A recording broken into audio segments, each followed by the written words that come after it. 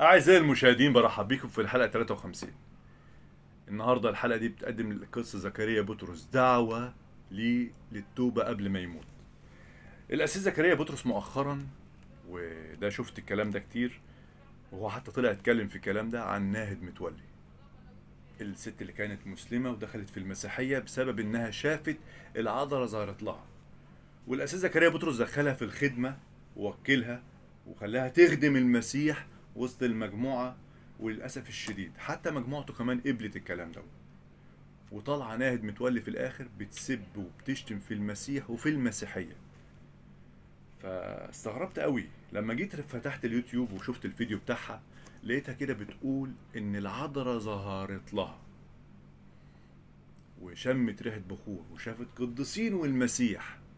فببص في الانجيل لقيت الكلام مش منطبق مع كلام المسيح. ليه مش منطبق؟ افتح معايا حضرة الأسيس زكريا بطرس كل شاهد، وانت بتفتح كده قول له يا رب علمني وفتح عينيا. مش معقولة تكون بتقول للناس اعرفوا الحق وانت مش عايز تعرف الحق. اعرف بعد اذنك واسمع.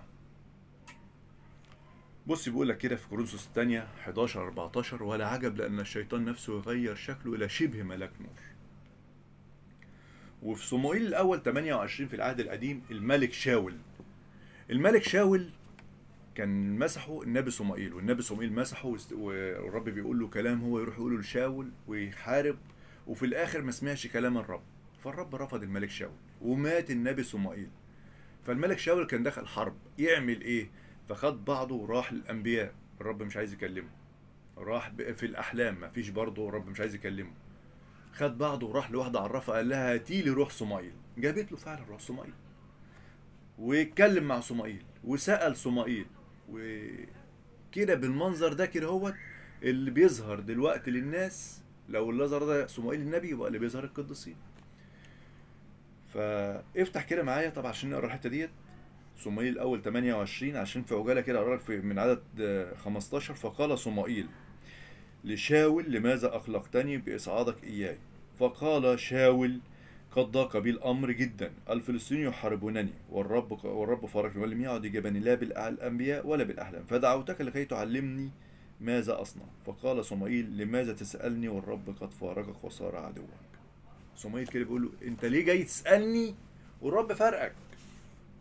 يعني صموئيل اللي هو اللي ظهر لشاول ده، اللي جه عن طريق العرافه ده، بيقول كده. فلو اللي ظهر ده صمائيل، يبقى اللي ظهر لناهد متولي وغيرها من غير ناهد متولي ده القديسين. لو اللي ظهر ده لصمائيل الشيطان، يبقى اللي ظهر لناهد متولي وغيرها شيطان. افتح كده عزيزي المشاهد اخبار الايام الاولى 10 من عدد 13 وراجع الكلام ده. فمات شاول بخيانته التي بها خان الرب من اجل كلام الرب الذي لم يحفظه، وايضا لاجل طلبه الى الجان للسؤال. يعني راح سأل الجان اللي ظهر له ده، الجان. فعمل ايه الرب؟ ولم يسأل من الرب. لو راح سأل صموئيل ده، وصموئيل دوت ده نبي، يبقى بيسأل الرب. صموئيل ده هيسأل الرب والرب هيقول له، لكن بيقول لك ولم يسأل من الرب. يعني اللي راح سأله ده وظهر له على شكل نبي صموئيل ده الجان، واللي ظهر للاهد متولي ده الشيطان على شكل العذراء.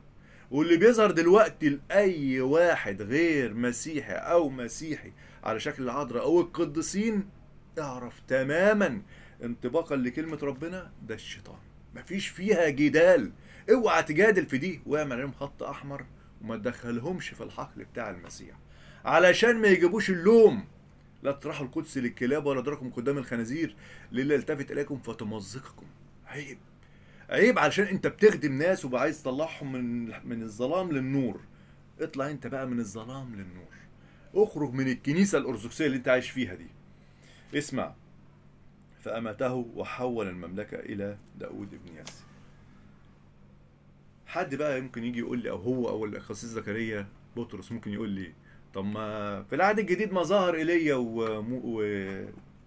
وموسى للمسيح في جبل التجلي. اه فعلا ظهر ايليا وموسى للمسيح في جبل التجلي، بس تعرف ليه؟ اقول لحضرتك ليه. المسيح هو قاعد مع التلاميذ قال لهم في قوم من اللي هنا، من اللي موجودين معايا، ده في لوقا 9، مش هيموتوا الا ما يشوفوا المجيء التاني اللي هو ملكوت الله. في حد من القديسين الرسل عايش لغاية دلوقتي على الأرض هنا؟ كلهم انتقلوا للسماء. لا إما المسيح كذاب، لا إما المسيح نفذ ده. افتح كده عايزين المشاهد معايا لوقا 9 واقرا كده معايا لوقا 9 وعدد 26. لأن من استحى بي وبكلامي فهذا يستحي ابن الإنسان متى جاء بمجده ومجد الآب والملائكة القديسين. حقا أقول لكم إن من القيام ها هنا، المسيح بيقول كده، قوما لا يذوقون الموت حتى يروا ملكوت الله. والتلاميذ كلهم انتقلوا للسماء. طب المسيح بيكذب؟ تعال شوف بقى اللي بعدها، كمل.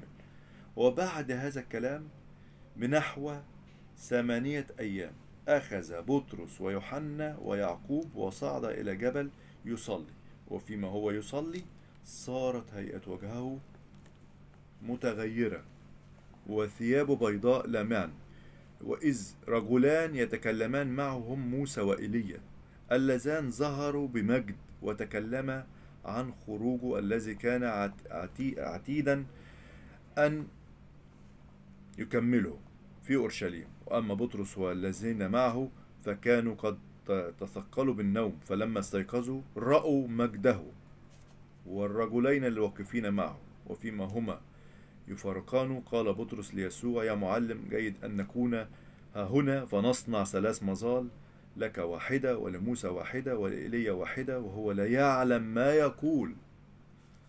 وفيما هو يقول ذلك كانت سحابة فظلتهم فخافوا عندما دخلوا في السحابة، وصار صوتا من السحابة قائلا: هذا هو ابن الحبيب له اسمعوا. ولما كان الصوت أوجد يسوع وحده، وأما هم فسكتوا ولم يخبروا أحد في تلك الأيام. عرفت ليه ظهر موسى وإيليا؟ عشان قال لهم مش في قوم منكم هنا مش هيموتوا لما يشوفوا المجيء ده. وراهم المجيء ده لمحة منه بس، وبعد كده ماتوا وكلام المسيح اتنفذ. حضرة القسيس زكريا بطرس، للأسف الشديد انت لسه لابس العباية الأرثوذكسية. اللبس اللي انت لابسه كمان للأسف الشديد عندنا في مصر هنا الإكليروس في الكنيسة الأرثوذكسية بيتقدم له سجود، والأسقف بيتقدم له مطانية. الصليب في الكنيسة الأرثوذكسية في مصر هنا اهو بيتعبد. في حاجة كمان عايز أقولها لك يا حضرة القسيس.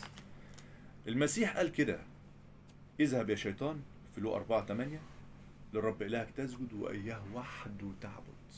السجود للمسيح بس، ما ينفعش حد يسجد للإكليروس. فأنت حضرتك لابس اللبس الإكليروس اللي الناس كلها بتسجد له. أول ما حد بيعرف المسيح بيجري على الإكليروس الكنيسة الأرثوذكسية ويتعبد، وبتوقع الناس في مشكلة مع المسيح.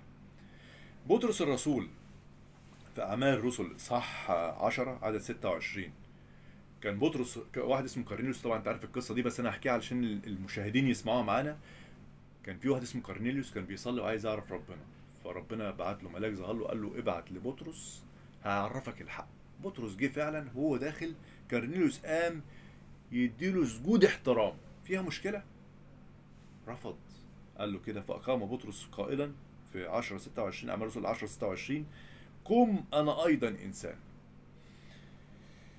يا حضرة القسيس، الصليب في الكنيسة الأرثوذكسية بيتعبد مرتين في السنة في مصر: سجود، تسبيح، عبادة، تمجيد، بخور، شموع. حضرة القسيس زكريا بطرس، مش هينفع تقول للناس تعالوا اخرجوا من الوثنية وانت عايش فيها. لازم انت كمان تتوب عنها. لازم انت كمان تخرج من الكنيسة الأرثوذكسية. اسمع: ثم سمعت صوتا في رؤيا 18:4 صوتا آخر من السماء قائلا: اخرجوا منها يا شعبي لئلا تشتركوا في خطاياها ولئلا تأخذوا من ضرباتها.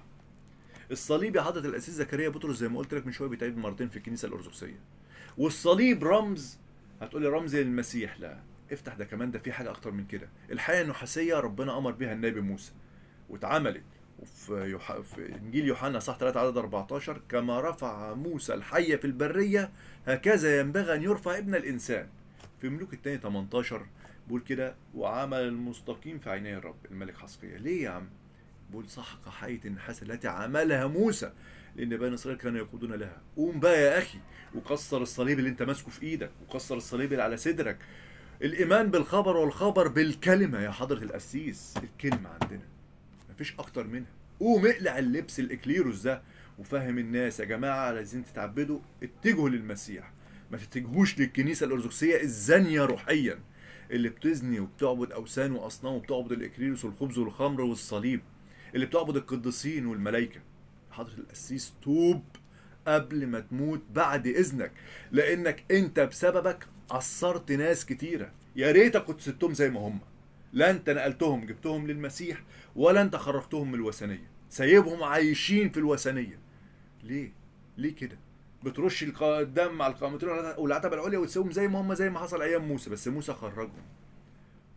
اسمع كمان في سفر ارميا 51 عدد 45: اخرجوا من وسطها يا شعبي ولينجى كل واحد نفسه من حمو غضب الرب. اخرجوا، اخرج، اخرج، اقلع اللبس اللي انت لابسه ده والبس لبس عادي، اقلع العمة اللي بتتعبد في مصر دي واتبع المسيح. كسر الصليب وارميه في الزبالة. احنا بنعبد المسيح اللي مات وقام، بنعبد المسيح اللي اتصلب على الصليب ومات وقام حي، حي، بنعلن ايماننا بيه.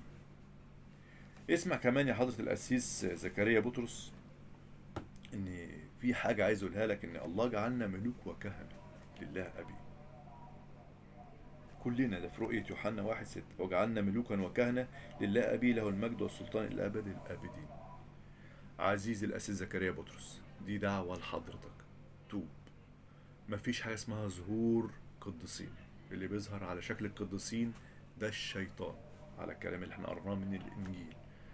اللي بيعمل معجزات على شكل القديسين في الانجيل ده الشيطان. في تثنية 13: اذا قام في وسطك نبي او حالم حلم واعطاك آية او اعجوبة ولو حدثت الآية أو العجوبة قال نذهب وراء آلهة أخرى لم نعرفها ونعبدها، فلا تسمع لكلام ذلك النبي أو حالم ذلك الحلم. ليه؟ لأن الرب إلهكم يمتحنكم، وراء الرب إلهكم تسيرون ويتقون وسيتحفظون وصوته تسمعون ويتعبدون وبه تلتصقون، وذلك النبي أو حالم ذلك الحلم يقتل لأنه تكلم بالزيغ من وراء الرب. يقتل بكلمة الله سيف ذو حدين. اللي بيظهر على شكل القديسين، العذراء أو القديسين، اللي بيجي يقول لك انا معمول لي معجزه الصليب وتصدقوا، اعرف ان ده كله كذب. الايمان بالخبر والخبر بالكلمه، الخبر بالانجيل يا حضره القسيس.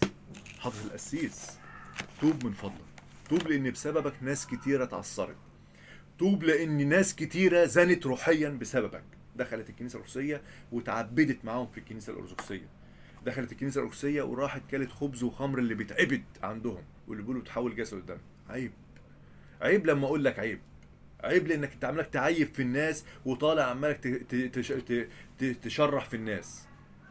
رحت واتكلمت والرب استخدمك وجمعت مجموعه واشتغلتوا مع بعضكم، قبلت ناهد متولي اللي ظهر الله الشيطان من غير ما ترجع للمسيح والانجيل، وادي النتيجه عمالك تسيب وتلعب. وقبلت ناس تانية عندك برضو بيعبدوا القديسين وظهر لهم الشيطان، وده للاسف الشديد انت كده بتدخل الشر، والمسيح مش عايز كده. هقول لك اخر حاجه حضرتك القسيس عشان ما اطولش عليك ويا ريت تسمعها، وافتح الانجيل واقرا معايا رؤيه يوحنا اللاهوتي اصحاح 2 وعدد 12: واكتب الى ملاك الكنيسه التي في برغامز، هذا يقول الذي له السيف الماضي ذو حدين، انا عارف اعمالك واين تسكن حيث كرسي الشيطان. انت لسه ساكن في الكنيسه الارثوذكسيه زي ما انت، رغم ان هم باعوك ورغم ان هم قالوا هم اتبرأوا منك. يا ريت تتبرأ منهم انت كمان وامسك في المسيح، يا ريت تتبرأ منهم وافتخر بالمسيح، يا ريت تتبرأ منهم وتقلع اللبس اللي انت لابسه ده وتقلع العمه وتطرد كل واحد عندك قال لك ظهر لي القديس فلان او العذراء او اي قديس او اي قديسه. يا ريت تطرد كل واحد عندك شر قال لك العذراء ظهرت له وعملت لي معجزه وادي العلامه اهي. افتح تثنيه 13 زي ما قلت لك واقرا كله. كمل بقى معايا رؤيه يوحنا اللاهوتي صح 2 عدد 13: انا عارف اعمالك واين تسكن حيث كرسي الشيطان، لتاني مره، وانت متمسك باسمي ولم تنكر إيماني حتى في الأيام التي فيها كان انتباس شهيدي الأمين. حتى الراجل لما مات عندكم أنت برضو متمسك في الرب الذي قتل عندكم حيث الشيطان يسكن، ولكن عندي عليك قليل. إن عندك هناك قوم متمسكين بتعليم بلعام الذي كان يعلم بلاق أن يلقي معثرة أمام بني إسرائيل، أن يأكلوا ما ذبح للأوثان ويزنوا. هكذا عندك أنت أيضا قوم متمسكون بتعليم النقوليين الذي أبغضه. فتب، وإلا فإني أتيك سريعا وأحاربهم بسيف فمي. من له أذن فليسمع ما يقول الروح للكنائس. من يغلب فسأعطيه أن يأكل من المن المخفي، وأعطيه حصاة بيضاء، وعلى الحصاة اسم جديد مكتوب لا يعرف أحد غير الذي يأخذه. عزيزي الأستاذ زكريا بطرس، عندك ناس حتى في مجموعتك متمسكين بتعليم الكنيسة الأرثوذكسية الزنا الروحي، متمسكين. في ناس بالصوم اللي هو الصيام بالزيت، الكلام ده كله. حتى لو كده حضر القسيس، توب. لبسك وهيئتك قدام الناس، وانك تدخل ناهد متولي اللي ظهر لها الشيطان، وتدخل واحد تاني يكون ظهر له الشيطان عمل له معجزة زي ما مكتوب في تثنية 13، ده شر. توب بعد إذنك. قوم النهاردة قول كده: يا جماعة أنا بخرج من الكنيسة الأرثوذكسية، أنا بتبرأ من الكنيسة الأرثوذكسية، أنا بعبد المسيح بس، ماليش دعوة بالزنا الروحي اللي بيتم في الكنيسة الأرثوذكسية. أنا برفض السجود للإكليروس للقساوسة، أنا برفض السجود للصليب، أنا برفض إن ده بيتحول الخبز بيتحول جسد ودم. مفيش الكلام ده. اعلن الكلام ده وتوب يا أخي وارجع للمسيح. النهاردة دي دعوة ليك للتوبة. توب، لأن خلاص وقتك خلاص خلص على الأرض. سلام.